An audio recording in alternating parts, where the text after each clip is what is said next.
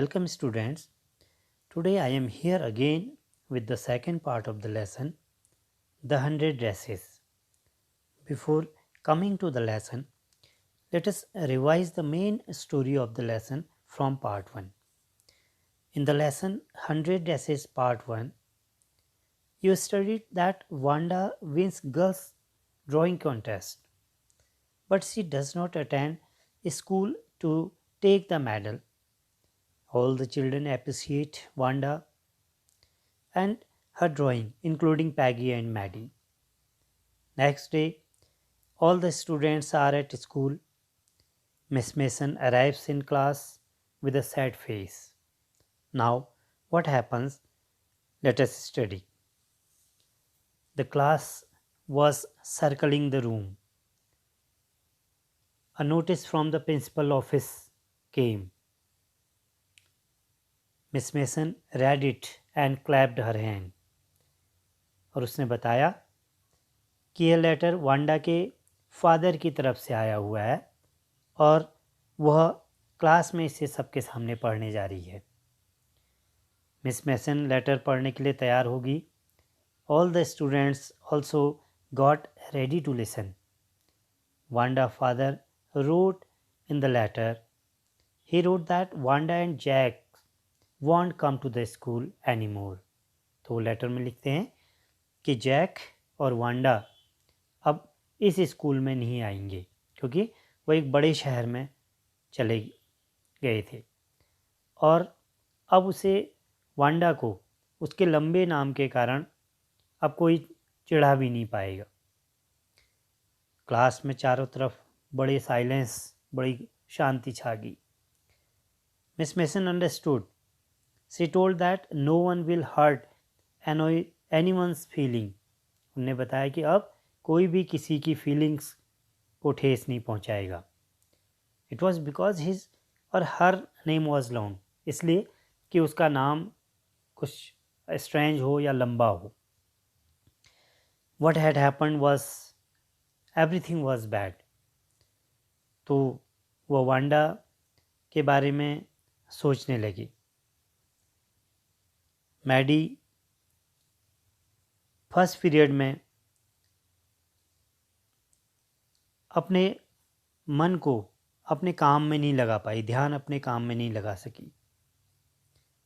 तो वह सोचने लगी पैगी के द्वारा जो वांडा की 100 ड्रेसेस थी उसके बारे में पूछना उसे बड़ा बुरा लगा था। उसने कुछ नहीं कहा था, बड़ी शांत खड़ी रहती थी, परंतु यह उससे भी बुरा था क्योंकि वह डरपोक थी। पैगी ने कभी नहीं सोचा था कि वे ठीक हैं। मैडी को बड़ा सरप्राइज था कि वह कुछ कर सकती थी। वो चाहती थी कि वो वांडा को बता सकती कि उसका जो मतलब है वांडा का किसी भी तरीके से अपमान करना नहीं था। उसने पैगी की तरफ देखा और वह वांडा पेंटोस्की को ढूंढ लेंगे, उन्होंने ऐसा डिसाइड किया और वह जो बॉगिन साइट नामक स्थान पर जहाँ वांडा रहती थी वहाँ चली गई। स्कूल बंद हो गया। दोपहर बाद पैगी ने मैडी को वांडा के घर जाने के लिए कहा। पैगी ने मैडी को बताया कि उसने वांडा को कभी भी फॉरेनर नहीं कहा, विदेशी नहीं कहा था।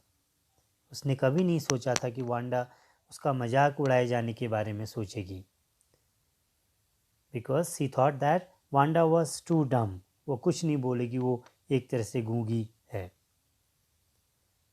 मैडी ने कुछ नहीं कहा। उसे यह आशा थी कि वो वांडा को ढूंढ निकालेंगे। वह उसे बताना चाहती थी कि उन्हें बड़ा अफसोस था। वो उसे बताएगी कि वो वहाँ से दूसरे स्थान पर न जाए, यानी वो वांडा से रिक्वेस्ट करेगी कि वह उन्हीं के स्कूल में वो रहे। तो यहाँ पर at last Peggy and Maddie reached Wanda's house. Wanda के घर में पहुँचते दोनों, और यह घर वॉगिन हाइट नामक एक स्थान पर था। हालांकि बहुत अच्छा घर उसकी हालत नहीं थी, लेकिन यह बड़ा साफ़ सुथरा था। तो उसने मैडी को वांडा की एक ड्रेस की याद दिलाई। वहाँ पर किसी के रहने का हालांकि कोई भी निशान नहीं थे, कोई भी साइन नहीं थे कि उस घर में कोई रह रहा था। पैगी ने दरवाजे पे नॉक किया, लेकिन अंदर से कोई भी उत्तर, कोई रिस्पांस नहीं आया, क्योंकि जो वांडा पेंट्रोस्की और उसके फादर थे वो जा चुके थे, उसका ब्रदर भी जा चुका था। हाउ कुड दे रिग्रेट, अब वो पश्चाताप कैसे करते।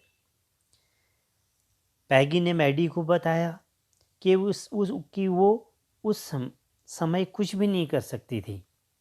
जब उसने वांडा को उसकी पोशाक के बारे में पूछा था, ड्रेस के बारे में पूछा था, तो उसे उसकी ड्राइंग के बारे में बड़े अच्छे विचार आ रहे थे। वह संभवतः उसके बिना मुकाबला नहीं जीत सकती थी। मैडी ने पैगी के इस थॉट के बारे में सोचा। उस रात वो सो नहीं सकी। उसने वांडा और उसकी ड्रेस और उसके घर के बारे में सोचा। सी थॉट एंड थॉट, वो सोचती रही। At last she reached an important conclusion. उसने यदि किसी के सामने किसी दूसरे का मजाक उड़ाया तो वह उसका प्रोटेस्ट करेगी, वह विरोध करेगी, और यहाँ तक कि वह इसके लिए पैगी के साथ अपनी फ्रेंडशिप भी छोड़ सकती थी। वह किसी को कभी भी उदास नहीं बनाएगी, उदास नहीं होने देगी। On Saturday, Maddie was with Peggy. They were writing a letter to Wanda. It was just a friendly letter. They praised Wanda drawing. तो एक फ्रेंडली लेटर लिखना उनने आरंभ किया, और जिसमें उनने जो वांडा की ड्राइंग्स थी उसकी बड़ी प्रशंसा की थी, और कहा कि they had mean to say that they were sorry. उन्हें काफ़ी अफसोस था अपने व्यवहार के लिए, और उन्होंने वॉगिन साइट के नाम पर इस लेटर को पोस्ट कर दिया। लेकिन उस लेटर का कोई भी आंसर नहीं आया। पैगी ने इस घटना को भूलना प्रारंभ कर दिया। And Maddie tried to sleep making speeches about Wanda. It was Christmas time. On the last day of school, Miss Mason showed the class a letter from Wanda.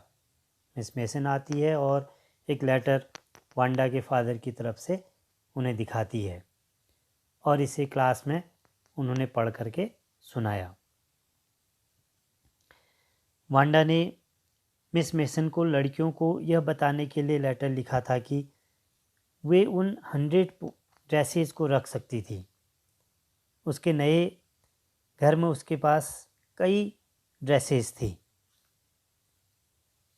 वो चाहती थी कि पैगी जो रेड ट्रिमिंग वाली ड्रेस थी उसे रख ले, और जो ग्रीन ड्रेस थी जो ड्राइंग रूम में रखी थी, मैडी ब्लू ड्रेस रख सकती थी। उसने सभी को क्रिसमस की शुभकामनाएं दी।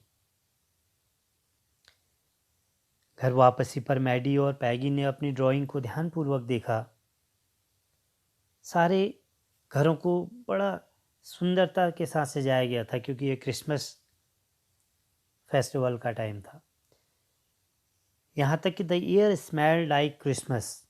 Light reflected different colours on the snow. Peggy told that Wanda's letter showed that she had got their letter.